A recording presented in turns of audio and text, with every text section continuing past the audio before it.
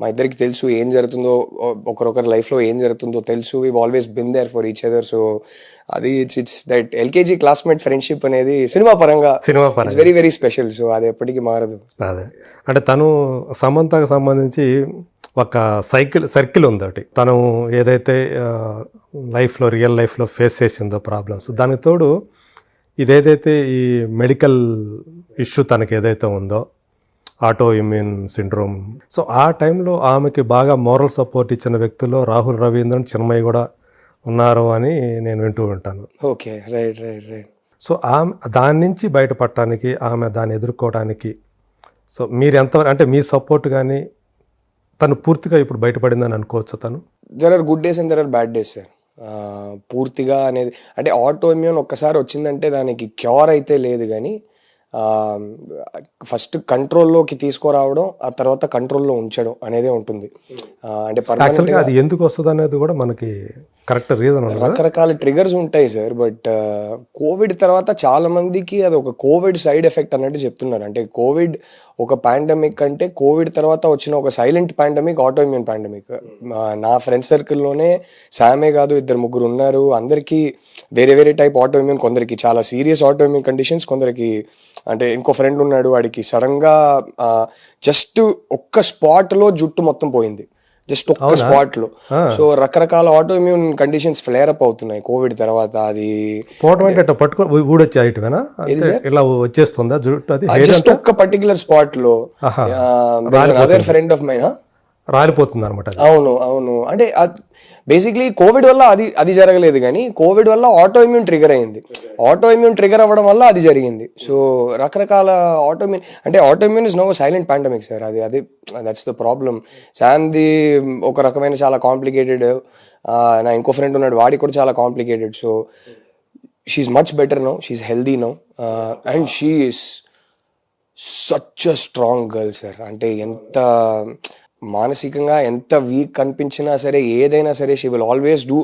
చేయాల్సింది ఎప్పుడు చేసేస్తుంది. ట్రీట్మెంట్ తీసుకోవాలంటే రెగ్యులర్గా డిసిప్లిన్డ్గా ట్రీట్మెంట్ తీసుకోవడం, కానీ ఆ ట్రీట్మెంట్ తీసుకుంటూ అది బెటర్ అవుతున్న ప్రాసెస్లో ఎక్కడ తన వర్కౌట్స్ వదలకుండా ఎంతవరకు కుదురుతుందో అంతవరకు చేసింది. సో షీజ్ అంటే నాకు చిన్నప్పటి నుంచి అంటే we were kids when we met and became friends, and we've sort of gone through adulthood together. And I think the one thing that has not changed in her life is her sense of discipline. అది నాకు కూడా కొంచెం ఉంటే బాగుండేది, కానీ in years ఫ్రెండ్షిప్లో అది మాత్రం నేను నేర్చుకోలేకపోయి. అంటే నాకు నచ్చిన కొన్ని విషయాల్లో నాకు డిసిప్లిన్ ఉంటుంది, బట్ ఆ సెల్ఫ్ కేర్ అనేది ఉంది కదా, ఆ సెల్ఫ్ కేర్ విషయంలో నాకు పెద్ద డిసిప్లిన్ ఉండదు. ఇప్పుడు ఫర్ ఎగ్జాంపుల్ నేను ఒక స్క్రిప్ట్ రాస్తున్నానంటే చాలా డిసిప్లిన్డ్గా రాస్తా, ఇంకే డిస్ట్రాక్షన్స్ లేకుండా. ఒక్కసారి కూర్చున్నానంటే అది ఫినిష్ అయ్యేదాకా అసలు అటు ఇటు కదలను. అలాంటి విషయాల్లో నాకు నచ్చిన విషయాల్లో నాకు డిసిప్లిన్ ఉంటుంది. బట్ ఈ వర్కౌట్ అనేది అంటే కొందరు నచ్చి చేస్తారు, కానీ నాకు అలాంటి విషయాల్లో అబ్బా ఆ అమ్మాయికి ఉన్న డిసిప్లిన్ అసలు వేరే లెవెల్ అది. అయ్యో. సో అయ్యా luckily she is a fighter. ఏది ఉన్నా ఎట్లా ఉన్నా కానీ ఆ మెడికల్ ఇష్యూ ఉన్నప్పుడు కూడా తను చేస్తూ వచ్చేదే సార్. అస్సలు వర్కౌట్ కానీ అంటే ఎవరు ఏం చెప్పినా she is trying alternate therapies and treatments and things like that. So ఎవరు ఏం చెప్పినా సిన్సియర్గా కరెక్ట్ టైంకి ఏది తీసుకోవాలో, ఏం ఎక్సర్సైజెస్ చేయాలో, ఏం చేయాలో అంతా చేస్తుంది. So I think one thing all of us friends we always knew was that she will somehow get over it, she will somehow beat it అనేది ఒకటి ఉండింది. అది ఎంత వీక్ ఫీల్ అయినా, ఎప్పుడైనా మరి వీక్ ఫీల్ అయిందంటే మేమందరం ఉన్నాంగా. సో బ్యాడ్ థింగ్ ఏంటంటే తను అలా సఫర్ అవుతున్నప్పుడు దాంతో ఒక పక్క పర్సనల్ లైఫ్లో ప్రాబ్లమ్స్, ఇంకో పక్క ఈ మెడికల్, ఇది ఎప్పుడైతే తను ఈ సమస్యతోటి తను బాధపడుతున్నానని చెప్పిందో నిజానికి ఆమె మీద ఒక రకమైన సింపతి కలగాలి. యాక్చువల్గా అందరూ సపోర్ట్ చేయాలి, మోరల్గా సపోర్ట్ చేయాలి. కానీ సోషల్ మీడియాలో పని కట్టుకొని కొంతమంది ఆమె మీద అంతా ఇంకా కొంగదీసేటట్టు, ఆమెను ఇంకా చేయాలి, బాధ పెట్టాలన్నట్టుగా ఆ ట్రోల్స్ అనేవి రావటం, దాన్ని ఆమె ఎలా తట్టుకుంది నాకు అర్థం కాదు సార్. అది అంటే కైండ్నెస్ అనేది ఇట్స్ అ బేసిక్. మనం కైండ్గా లేకపోయినా పర్లేదు, అన్కైండ్గా ఉంటే చాలు కదా. అదే అంటే అది అంతే. కొందరు సోషల్ మీడియాలో ఓకే యాక్సెస్ ఉంది కదా, ఎవరినైనా ట్యాగ్ చేసి ఏదైనా చెప్పొచ్చు కదా అని చెప్పేస్తారు. అది మరి అదేదో సింపతి పొందడం కోసమే ఇదన్నీ పెడుతుంది. ఇవన్నీ చెప్తుంది అని చెప్పేసి అలా ట్రోల్ చేయటం. 7, 8, 9 monthsకి అసలు ఏది పోస్ట్ చేయలేదు, అసలు బయటికి రావట్లేదు తను. అవును, తను ఏం డీల్ చేయాలో తన పాప ఒంటరిగా తనే డీల్ చేసింది. కానీ ఫైనల్లీ ఒక శాకుంతలం రిలీజ్కి వచ్చినప్పుడు, లేకపోతే యశోద రిలీజ్కి వచ్చినప్పుడు అప్పుడు బయటికి రావాల్సిందే, తప్పదు. అండ్ ఎక్కడో తనని నమ్మి ప్రొడ్యూసర్స్ డబ్బులు పెట్టారు, దీన్ని నేను ప్రమోట్ చేయాలి అని చెప్పి బయటికి వచ్చింది. బయటికి వచ్చి ఫైనలీ ఇప్పుడు ఒకరి ఇంటర్వ్యూలో ఏదైనా ఒకటి అడిగితే అది మరి ఇంకేం జవాబు ఇవ్వాలి? అవును, ఉన్నది ఉన్నట్టే కదా చెప్పాలి. సో అది ఏమో దాన్ని మళ్ళీ ట్రోల్ చేయడం అది నాకు అర్థం కాదు. And it's something very sad. It's obviously she's one of the biggest heroines and she's one of our biggest stars కాబట్టి ఎక్కువ ట్రోలింగ్ చేస్తారు. బట్ అది ఐ థింక్ ఎవ్రీబడి వాళ్ళ లెవెల్లో అందరికీ trolling is okay sir. Like sometimes when I get trolled I have fun. I mean it's you laugh at it. But ఒక line దాటితే అది ట్రోలింగ్ అని కూడా కాదు, అది just becomes personal attacks after point, it becomes character assassination after point. And that is sad. I don't know what to say. It is difficult for anybody. It is very, very difficult for anybody. అంటే ఆ psychology వాళ్ళు చెప్పే ఆ మాట కన్నా I think what hurts the most is మీరెవరో నాకు తెలీదు, నేను మిమ్మల్ని పర్సనల్గా మీకు ఏ మోసం చేయలేదు, మిమ్మల్ని ఏ విధంగా నేను అఫెక్ట్ చేయలేదు, నా మీద మీకు ఇంత హేట్ ఎందుకు అనేది దాన్ని ప్రాసెస్ చేయడం అనేది ఈజీ కాదు sir. What did I do to you, why are you being so cruel అనేది I think that is the most difficult thing for people to get over. But it's okay. I mean it's part and parcel of the job I guess. అది ఇప్పుడు end of the day all of us artists, writers, directors, all of us end of the day ఇదంతా పక్కన పెడితే we are very blessed that we're in a profession we love. We're very blessed that మా life long మేము చేసుకునే పని మాకు నచ్చిన పని, అది ప్రేమతో చేస్తున్నాం. సో అది చూసుకుంటే ఇదంతా ఓకేలే, చూసుకుందాం అనిపిస్తుంది. So these are side effects of the job. But we're blessed end of the day. So వాళ్ళ లెవెల్లో everybody is blessed. Success, failure ఇదంతా పక్కన పెడితే I think the biggest success is that నచ్చిన పని చేస్తున్నాం. అవును. సో అది అప్పుడప్పుడు గుర్తు చేసుకుంటూ ఇదంతా ఇగ్నోర్ చేయడమే. శామ్ తోటి మీరు మీ ఫస్ట్ ఫిల్మ్ తర్వాత మళ్ళీ యూటర్న్ అయినా చేయటం? అవునవును, చాలా మళ్ళీ ఆల్మోస్ట్ 10 years తర్వాత మళ్ళీ చేసాం. గుర్తు చేసుకున్నారా ఆ రోజులు? గుర్తు చేసుకున్నారా చేసేటప్పుడు? అప్పుడు అంటే సెట్స్ మీద ఆల్మోస్ట్ అది దట్ అయితే felt like a full circle. But అంటే 10 yearsగా అసలు మాట్లాడుకోలేదు. 10 years తర్వాత కలుస్తున్నామంటే వేరేలా ఉండేది. రెగ్యులర్గా కలుస్తూ ఉంటాం, రెగ్యులర్గా మాట్లాడుతూ ఉంటాం కాబట్టి కొత్తగా ఏమీ అనిపించలేదు. So but I think for me the biggest take away was that 10 years తర్వాత తనతో యాక్టింగ్ చేస్తున్నప్పుడు తన గ్రోత్ చూసా.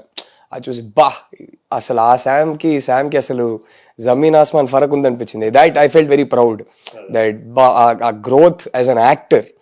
ఐ వాజ్ లైక్ వావ్, ఆ పర్ఫార్మర్కి ఇప్పుడు సంబంధమే లేదు అనిపించింది. So I think that again she works very hard on improving herself all the time. అవును.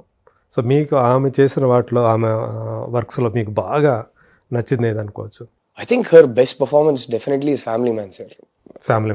ఫ్యామిలీ మ్యాన్ చూసి అంటే ఈ లెవెల్కి వెళ్ళగలుగుతుంది పర్ఫార్మర్గా, ఇలాంటి ఒక పర్ఫార్మెన్స్ ఇవ్వగలుగుతుంది నాకు కూడా తెలీదు. ఐ వాజ్ లైక్ వావ్, ఆ క్యారెక్టర్ కూడా అలాంటి క్యారెక్టర్ చేస్తారు కూడా ఎవరు అనుకోవాలి. అయ్యో అస్సలు రాజీ ఏది రాజీ, అయ్యో ఐ థింక్ ఫస్ట్ బస్సులో ఒక మనిషి మిస్బిహేవ్ చేస్తాడు ఆ రాజీ క్యారెక్టర్తో. సైలెంట్గా దిగి వెళ్ళిపోతుంది. చిన్న చాల్ లోపలికి వెళ్ళాక ఫస్ట్ టైం వాడిని కొట్టేసి లాస్ట్ వాడిని చంపే ముందు ఇట్లా పట్టుకొని ఇట్లా తిప్పుతుంది. ఇదెవర్రా బాబు ఇది. నేను ఐ థింక్ ఆ క్షణంలో సమంత అనేది మర్చిపోయి చూసా. అక్కడ నుంచి ఆ క్యారెక్టర్ నేను అసలు సమంత అనేది మర్చిపోయా. I think that I think was my favourite performance of her. Okay. So మీ లైఫ్లో అమ్మ తర్వాత మిమ్మల్ని అంతగా ప్రభావితం చేసిన లేడీస్ ఎవరైనా ఉన్నారా? నా వైఫ్ సార్. అంతేనా? No doubt about it. అయ్యో నేను ఫ్యాన్ ఫస్ట్, తర్వాత హస్బెండ్. మొదట ఆమెకి అభిమానే? వాయిస్కే? అసలు ఆ వాయిస్కి అయితే ఎప్పటి నుంచో, అంటే కలిసే ముందు నుంచి నేను ఫ్యాను నా వైఫ్కి. అండ్ జెన్యున్గా చెప్పాలంటే క్రియేటివ్ పని చేసుకోవడానికి పక్కన పెడితే I enjoy good music, I enjoy good poetry, I enjoy good cinema, I enjoy good book. Okay. And తను వచ్చిన తర్వాత అసలు చిన్మయి సింగర్గా అయితే అసలు అడగక్కర్లేదు. I mean her mastery over her voice. Music అనేది చాలా arithmetic sir. Music is actually purely calculation based. శృతిలు కానీ ఏ స్కేల్కి వెళ్తున్నారు, ఆ స్కేల్ నుంచి ఎక్కడ మళ్ళీ ఏ సంగతి తీసుకొస్తున్నారు, it's very arithmetic. Her control over her voice is incredible.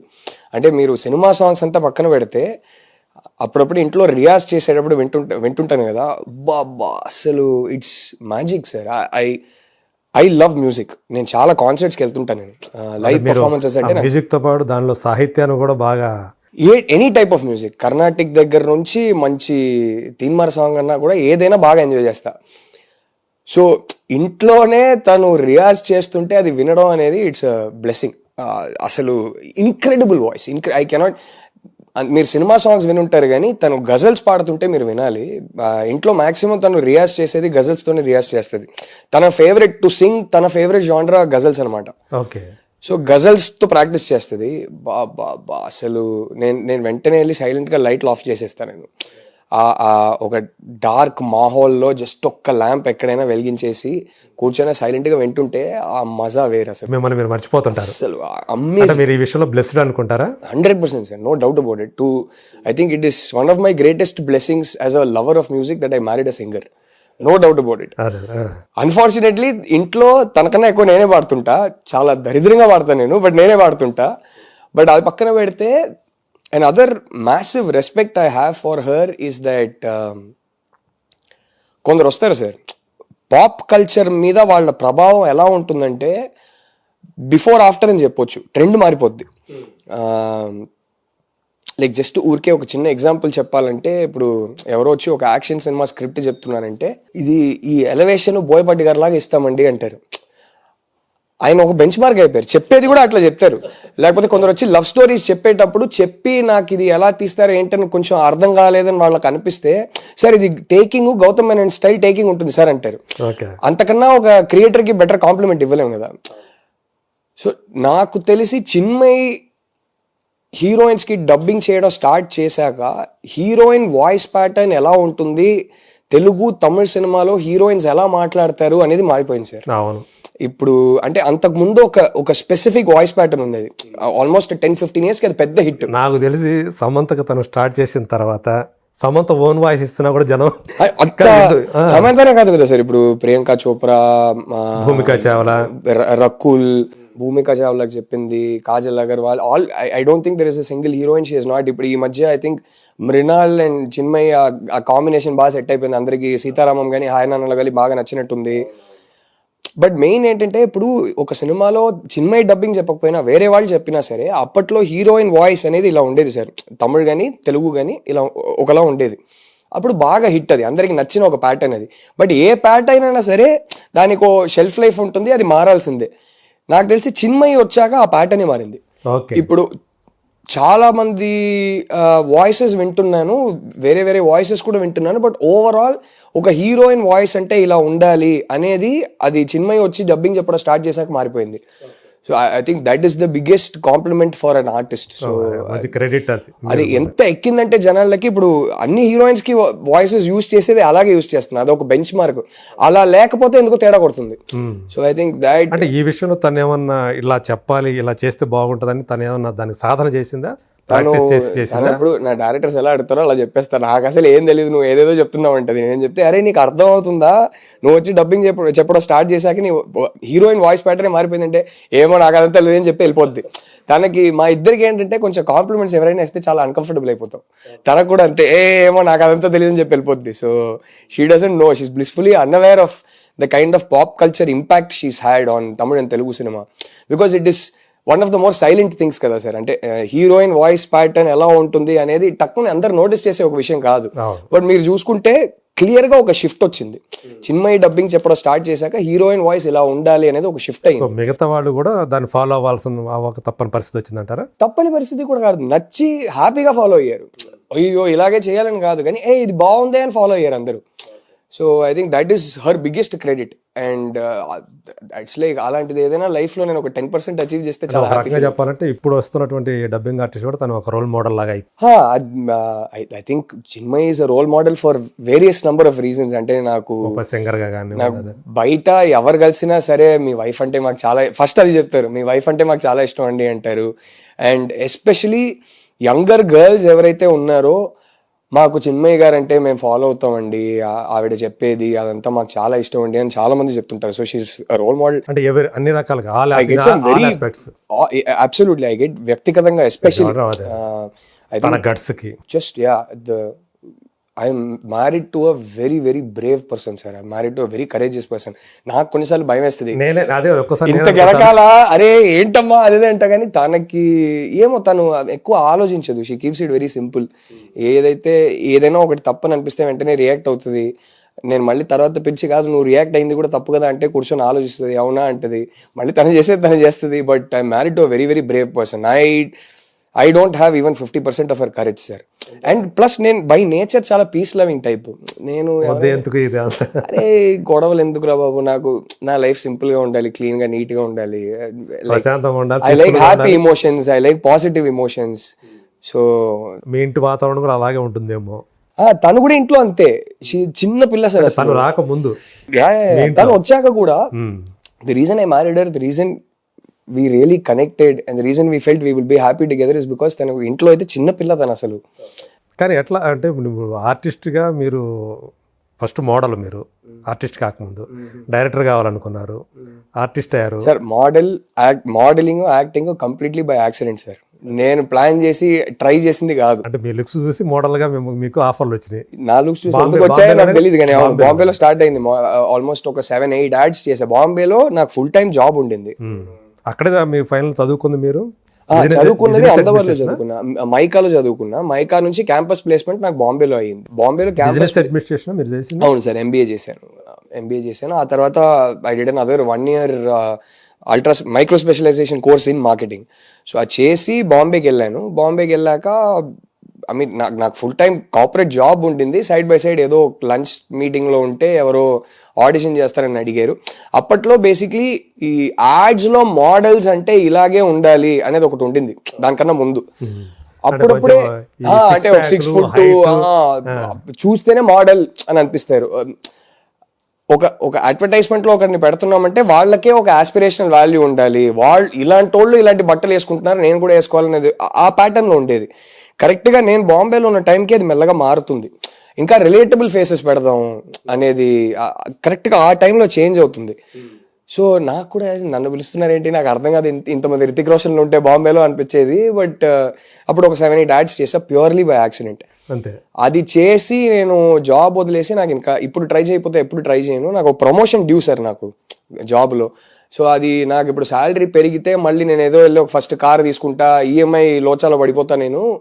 ఆ తర్వాత జాబ్ వదలడానికి గట్స్ రాదు, చేయాలంటే ఇప్పుడే చేసేద్దాం అని చెప్పి నాకు ఆల్మోస్ట్ 7th 8th స్టాండర్డ్ నుంచి నాకు ఫిల్మ్ మేకర్ కావాలి నాకు అనేది ఉండింది. ఓకే. సో నేను జాబ్ వదిలేసి చెన్నైకి వచ్చేసా, అసిస్టెంట్ డైరెక్టర్ జాబ్ వెతుద్దామని. నా మైండ్లో అప్పుడు ఇన్స్పిరేషన్ ఎవరు డైరెక్షన్లో కావాలంట అనుకోవడానికి? ఏ మంచి సినిమా తీసిన డైరెక్టర్ అయినా సరే ఇన్స్పిరేషన్. ఫస్ట్ సినిమా అంటే నాకు ప్రేమ వచ్చింది ఒక I must have been 12 or 13 years old sir. Nayagan చూసా సినిమా, రిలీజ్ అయినప్పుడు కాదు కానీ తర్వాత టీవీలో ఫస్ట్ టైం చూసా. కమల్ హాసన్ మణిరత్నం గారిది నాయగన్ సినిమా చూసి ఐ థింక్ ఆ సినిమానే ఫస్ట్ టైం ఓహో అంటే చిన్నప్పుడు మనకి ఇది ఒక సినిమా, ఇది ఎవరో తీశారు ఇదంతా ఉండదు కదా, జస్ట్ సినిమా అంటే చూస్తుంటాం. ఆ సినిమా చూసాక ఇది ఇంత కంప్లీట్లీ డిఫరెంట్గా ఉంది, అయితే దీన్ని ఎవరు తీశారు, ఎలా తీసుకుంటారు, ఆ మనిషి మైండ్ సెట్ ఏంటి, ఈయన మాత్రం ఎందుకు ఇంత డిఫరెంట్గా తీస్తున్నారు, ఈ మనిషి ఏంటి ఇలా యాక్టింగ్ చేస్తున్నారు, వేరే వాళ్ళు ఇట్లా యాక్టింగ్ చేయట్లేదే. సో ఎక్కడో సినిమా అనే దాని మీద ఇంట్రెస్ట్ వచ్చింది ఆ సినిమా చూసి సార్. మెల్లగా then just fell in love with cinema. So job వదిలేసి మనం అసిస్టెంట్ డైరెక్టర్గా అయిపోదాం అని చెప్పి నేను చెన్నైకి వచ్చా. నాకు అప్పుడు తెలియంది ఏంటంటే అసిస్టెంట్ డైరెక్టర్ జాబే కదా ఎవరో ఒకరు ఇచ్చేస్తారనుకున్నా, అస్సలు దొరకట్లేదు సార్. నేనేమనుకున్నానంటే నాన్న నన్ను ఎడ్యుకేషన్ లోన్ తీసుకొని ఇవ్వట్లేదు, ఆయనే అది నా బాధ్యత అని చెప్పి వద్దు నాన్న నేను తీసుకుంటా ఏదంటే ఆయన వదలట్లేదు. ఆయనే లోన్ తీసుకొని ఆయనే చదివించారు. సో నేను నా కెరియర్ స్టార్ట్ చేసినప్పుడు నా లక్ చాలా మందికి దొరకని లక్కు జీరోలో స్టార్ట్ చేశా, నెగిటివ్లో కాదు. చాలా మంది క్యాంపస్ ప్లేస్మెంట్ అయ్యాక ఫస్ట్ ఆ లోన్ రీపే చేయాలనే ఒక ప్రెషర్తో స్టార్ట్ చేస్తారు కెరియర్. నాకు ఆ ప్రెషర్ లేదు. సో నేనేమనుకున్నానంటే నాన్న దగ్గర మళ్ళీ డబ్బుల కోసం వెళ్ళకూడదు, ఆయన చదివించారు, మళ్ళీ ఆయన దగ్గర డబ్బుల కోసం వెళ్ళకూడదు, మనం మంచిగా సేవ్ చేసుకుందాం. అది నాకు ఈ యాడ్స్ హెల్ప్ అయినాయి. యాడ్స్లో వచ్చిన పాకెట్ మనీ వల్ల సేవింగ్స్ ఇంకా త్వరగా అయింది. సో అప్పట్లో 1.5 lakhs సేవ్ చేసుకున్నా. ఈ 1.5 lakhsతో నేను వెళ్ళి ఇంట్లో ఉంటే నాకు ఒక 1 year 2 years నేను బ్రేక్ తీసుకోవచ్చు, మళ్ళీ నాన్న దగ్గర డబ్బులు అడగకుండా. అంటే ఫోన్ బిల్నో లేకపోతే బయటికి వెళ్ళి ఫ్రెండ్స్తో బయటికి వెళ్ళడంనో అలాంటిది అలవాట్లు ఏం లేవు, తాగే అలవాటు ఏం లేదు. సో ఆ ఖర్చులు ఉండవు. సో నాకు ఈ డబ్బులు అయిపోయేదాకా సినిమా ట్రై చేద్దాం, ఏదో చిన్న చిన్న పాకెట్ మనీ అంటే చాలు మనకి, అది ఉంది చేతిలో.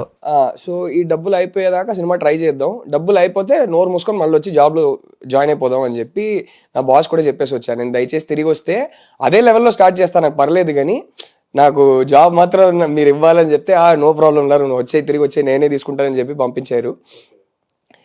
అప్పుడు చెన్నైకి వస్తే అస్సలు నేను మెడ్రాస్ టాకీస్కి మణిరత్నం గారిని ఒకసారి కలవాలి, అది నేను చాలా ఈజీ అనుకుని వచ్చాను, నేను పిచ్చోడు.